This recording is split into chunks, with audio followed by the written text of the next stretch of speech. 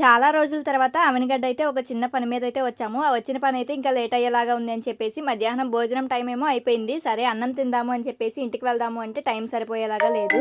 మా వారేమో బిర్యానీకి వెళ్దామా అన్నారు. అంతే నా ముఖంలో నవ్వు అయితే అసలు ఆగలేదు. సరే వెళ్దాం పద, చాలా రోజులు అయిపోయింది కదా బిర్యానీ తిని కూడా అని చెప్పేసి మా వారు నేనైతే రెస్టారెంట్కి అయితే వచ్చాము.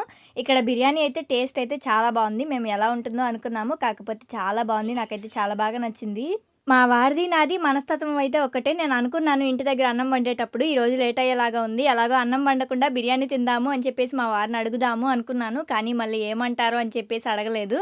నా మనసులో ఉన్న మాట అయితే మా వారే అడిగేశారు, బిర్యానీకి వెళ్దామా అని చెప్పేసి. ఇంక ఎందుకు ఆలస్యం అన్నట్టుగా ఇద్దరం అయితే బిర్యానీకి అయితే వెళ్ళిపోయాము. బిర్యానీ బాగుంది అంటున్నావు, మరి అవనగడ్డలో అడ్రస్ ఎక్కడ అక్క అనుకుంటున్నారా? పెట్రోల్ బంక్ పక్కన అయితే మధురం రెస్టారెంట్కి అయితే వెళ్ళాము. టేస్ట్ అయితే చాలా బాగుంది. ఎప్పటి నుండో అడుగుతున్నారు కదా మీ వారి ఫేస్ చూపించండి అని చెప్పేసి. ఈ వీడియోలో చూసారు అనుకుంటున్నాను. చూసారా మరి?